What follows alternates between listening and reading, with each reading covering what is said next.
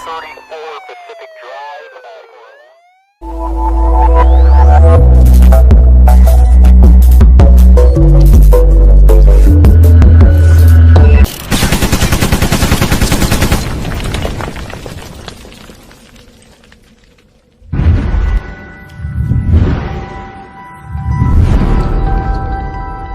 technology is the study of organization and function of fire prevention and suppression techniques, fire behavior, combustible materials, extinguishing agent and hazard and toxic materials, fire protection techniques and system, and fire commands and fire management.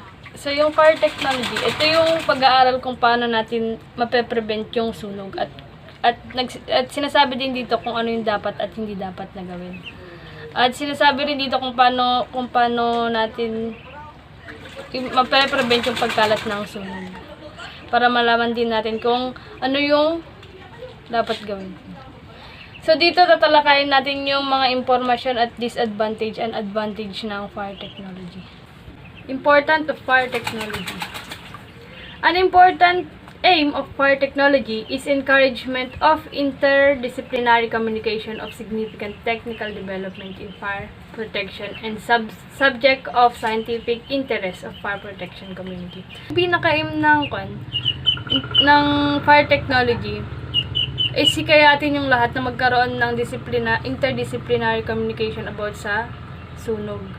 Then, maprotektahan ang lahat sa sunog. Advantage of fire technology. Fire has been used by women in ritual, in agriculture for cleaning land, for cooking, generating heat and light, for signaling, pollution purposes, and as a weapon or mode of destruction. Fire provided a source of warmth and lightings, protection from predators, especially at night. A way to create more advantage hunting tools, and a method for cooking food. This cultural advantage allowed human geographic dispersal, cultural innovation, and change for diet and behavior. So, ibig sabihin, sobrang daming advantage ng fire. Para sa tao,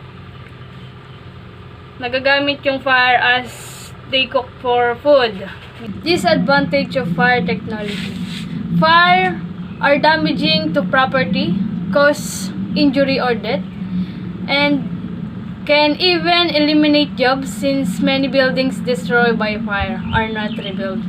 Fire can cause soil damage, especially to combustion in the later layer and organic materials in the soil. Fire also rage inspected mountains area and designated wild place. According to the Forest Services, because of the steep, through geographically many of the forests in this location have not even distractically alerted from their ancient fire regime, are difficult to access. So, ibig sabihin, yung disadvantage niya is yung pagsunog nung sa may forest. So, malaking kawalan yun kapag may nasunog na forest.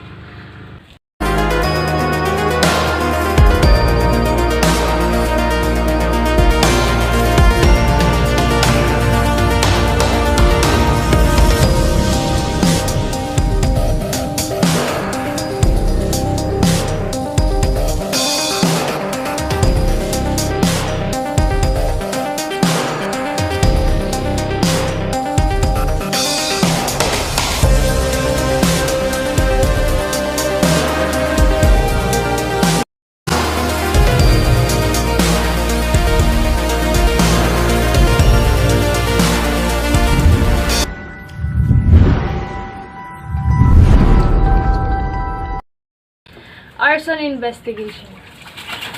An arson investigation is an investigation conducted to determine if the fire was the result of accident or started on the purpose. So, ibig sabihin, dito malalaman kung yung sunog ba ay planado or aksidente.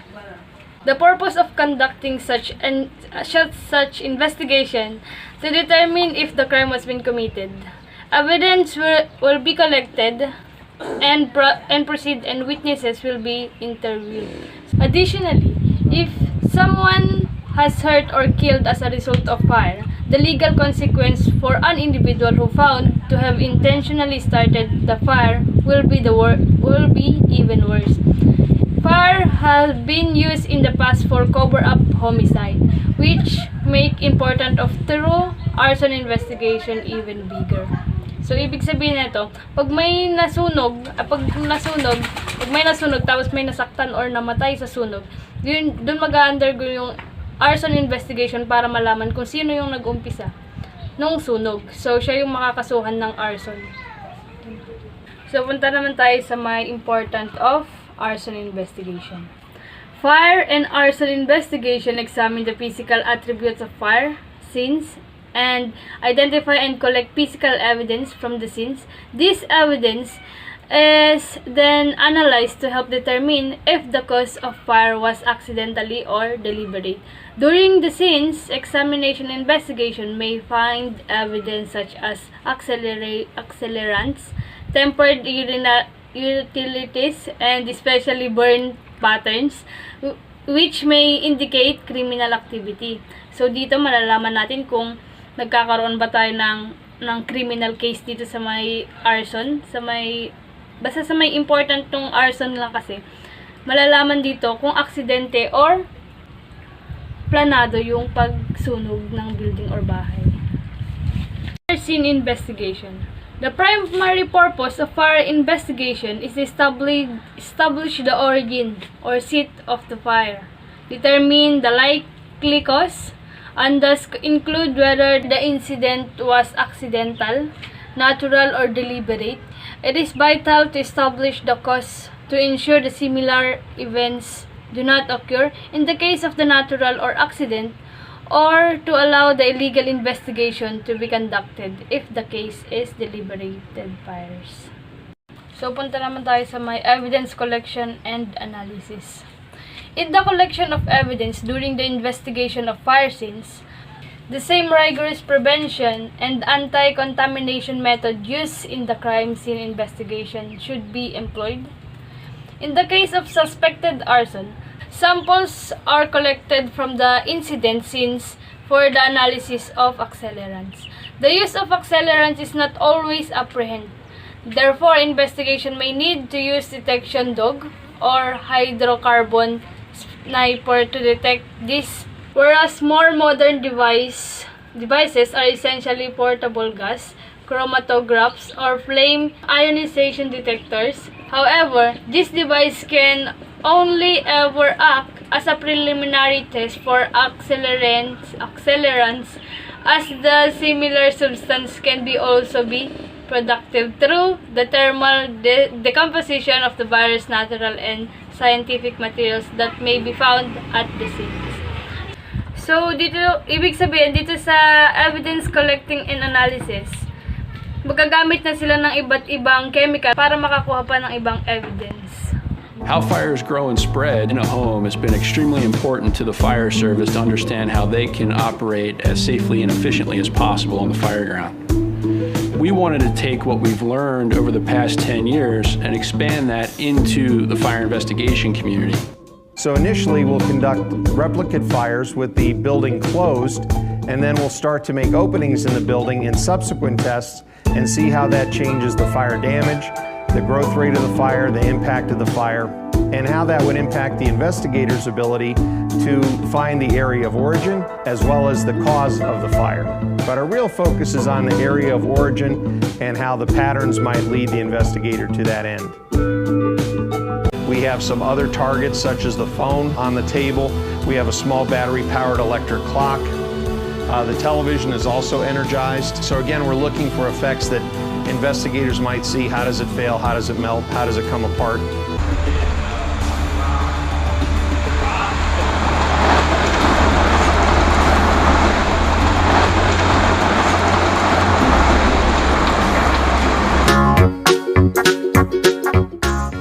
Bago natin talakayin ang fire triangle theory, ay alamin muna natin kung ano ang definition ng salitang fire. Fire, ayon sa dictionary.com, fire definition. state, process, or instance of combustion in which fuel or other material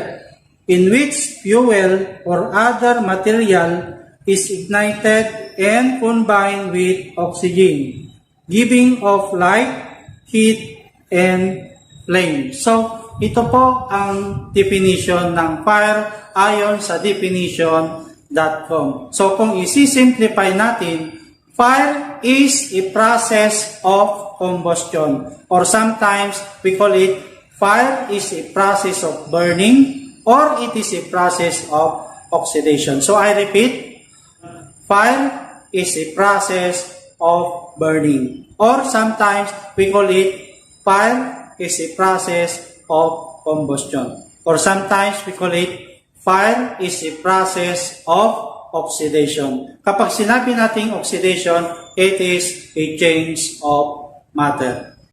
In other reference, they call it fire is a rapid oxidation. So, pay attention to the word process, state, at saka instance. These are the keyword to define the word fire. Is that clear? So, dahil sa tatlong nabanggit na salita, process, instance, or state, lalabas na ang fire ay hindi pala isang bagay kung hindi ito ay isang proseso. So, sabi ng isa nating estudyante, Sir, kung hindi bagay or object ang fire, bakit nakikita? Bakit ito ay aking nakikita? Ang sabi naman natin, ang nakikita mo ay flame, hindi ang fire. Kasi flame is incandescent gas or it is a burning vapor. So, ang nakikita ng ating estudyante ay hindi fire kung hindi ito ay tinatawag na flame. So, to make it clear, fire is a process of burning, combustion, or oxidation. Next na tanong, kailan tayo magkakaroon ng process of combustion, process of oxidation, or process of burning? Dito ngayon papasok yung tinatawag nating fire triangle theory. So kapag sinabi nating fire triangle theory, it is a graphical representation of heat, fuel, and oxygen. The combination of these three elements in the proper proportion start the process of burning na kung tawagin natin ay fire. In order that there must be a fire, the three elements must be present, namely heat, fuel, and oxygen. Bakit kailangan nating malaman ang tatlong elemento na ito? Ito ay napakahalaga na ating malaman sapagkat kung minsan ang sunog ay mapanganib. At kung hindi natin alam kung paano ito pupuksain, ay lalong mapanganib sa buhay at ari-arian ng isang tao. Mahalaga na malaman natin ang tatlong elemento na ito para makontrol o mapuksa natin ang isang bagay na nasusunog. Ang pinakamabisang paraan para makontrol o mapuksa ang bagay na nasusunog ay tanggalin mo lamang ang isa sa mga elemento nito, either the heat element, the fuel element, or the oxygen element. And if one of the elements is not present in that particular situation, there would be no fire. Tulad ng nabanggit ko, kailangan nating malaman ang tatlong elements ng fire para alam natin kung paano ito puksain. Kung tatanggalin natin ang heat element, ang tawag natin dyan ay cooling method. Usually, ang ginagamit natin na extinguishing materials dito ay water. Reviewing, pay attention to the word cooling method.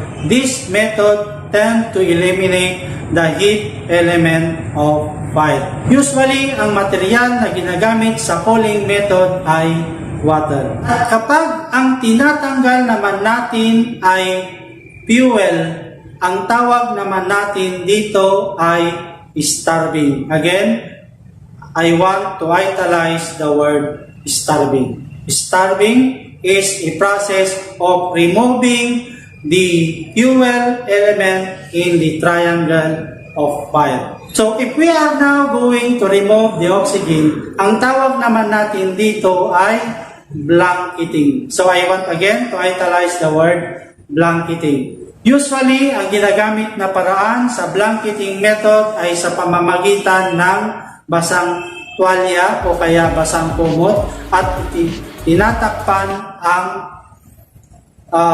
lugar na kung saan ay may apoy. So in that way, the oxygen cannot penetrate and complete the process of combustion.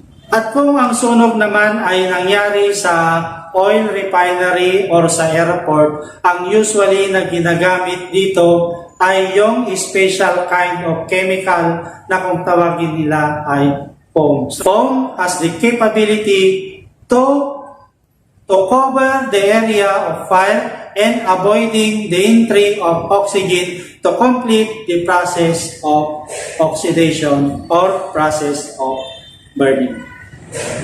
Okay, ngayon, isa-isahin nating tatalakayin ang tatlong elements of fire. Unahin natin ang heat. Heat, kapag sinabi nating heat, it is defined as a form of energy generated by the transformation of some other form of energy as in combustion or burning. So, sa madaling salita, heat is a form of energy. So, since it is a form of energy, meron tayong 5 categories dito. Una ay yung chemical heat energy. Kapag sinabi natin chemical heat energy, ito ay energy mula sa reaksyon ng mga chemicals tulad ng decompositions at heat of solutions. Meron din tayong tinatawag na heat coming from friction or compression.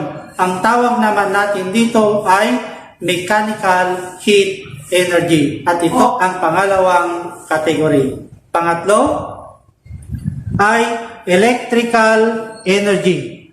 Heat results from electricity such as resistance heating. Okay? So next is solar energy. That is the fourth category, energy resulting from the heat of the sun, confining the even distribution of radiated rays from the sun in one area. And the last category of heat energy is the nuclear energy. The nuclear energy is resulting from the breaking or combining of atom. But take note, heat of fusion, ang tawag natin if we are separating or breaking of the atom, at heat of fusion naman, ang tawag natin kapag ito ay combination of atom or combining of atom together. So ulitin natin ang 5 categories of heat. Number 1, chemical heat energy. Number 2, mechanical heat energy. Number 3, electrical heat energy. Number 4, solar energy. And number 5 is nuclear energy. So, these are the 5 categories of heat energy.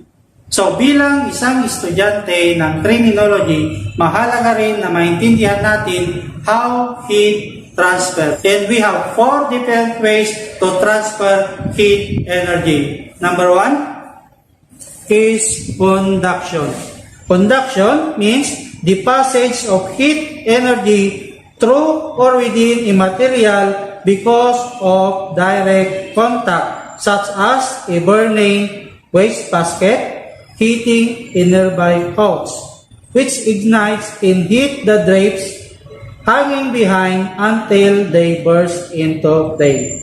So, first one is conduction. When we say conduction, it is the passage of heat energy through or within a material because of direct contact. So, If there are two materials and there is a direct contact from each, if there are two materials and there is a direct contact from each other, heat is transferred from one to the other. Ang tawag natin yan ay conduction.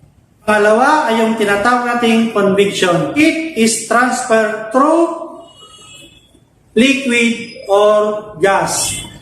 At yung pangatlo ay yung tinatawag nating radiation. Heat is transferred through the electromagnetic waves. At yung pang-apat ay yung tinatawag nating direct flame contact. So that these are the four ways to transfer heat energy. So, punta naman tayo sa another element of fire na kung tawagin natin ay fuel. So, what is fuel?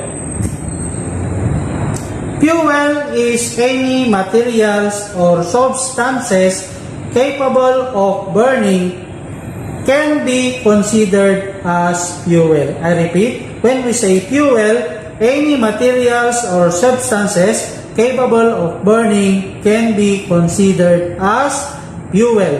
Take note, no fuel will burn unless it is in a vapor state.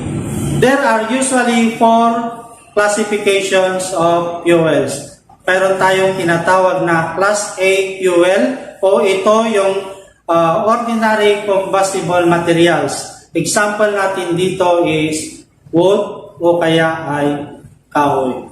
Pangalawang classification of fuel ay Class B o ito naman yung tinatawag nating gas or liquid fuels. Example naman natin dito is the liquefied petroleum gas. So, gas or liquid fuels are categorized as Class B. Okay? So, pangatlong category is what we call Class C. When we say Class C, these are the fuel coming from the electrical fuel. So, electrical fuels are coming from the electrical energy or the electrical appliances. At yung pang-apat ay yung tinatawag nating Class D. These are metallic fuel. Example natin dito is yung gunpowder o kaya ay yung magnesium. At meron ding ibang author na nagdagdag ng Class E. Sabi nila, when we say Class E fuel, ito yung mga combination ng Class A, Class B, Class C at Class D. At mayroon din panghuli yung Class E. Kapag sinabi natin Class E, these are the ordinary cooking materials such as cooking oil. So these are the categories of fuel. So punta na tayo sa huling element of fire na kung tawagin natin ay oxygen. So oxygen is a colorless. Oxygen is a colorless and odorless gas, a composition of air which is approximately 21% by volume. So, oxygen is the most common oxidizing agent in fire because it is abundant in the air. 21% of air is oxygen. If the oxygen is only 12%, it is insufficient to produce fire. While 14 to 15% oxygen, it can support plus point. Take note, 14 to 15% oxygen, it can support plus point. And 16 to 21% oxygen can support fire point. So take note, 12% oxygen, no fire. 14% plus point. And 21% fire point. So that's it. So that is all about the fire triangle theory. Take note, in fire triangle theories, there are three elements: the heat, the fuel, and the oxygen. So hanggang dito na lamang ang ating talakayan para sa topic na ito. Sa susunod nating pagkikita ay tatalakayin naman natin ang destructive causes of fire. So hanggang sa muli, ito po ang iyong lingkod, Sir Lopez, para sa kursong Criminology. Maraming salamat sa inyong pagsubaybay at magandang araw po sa ating lahat.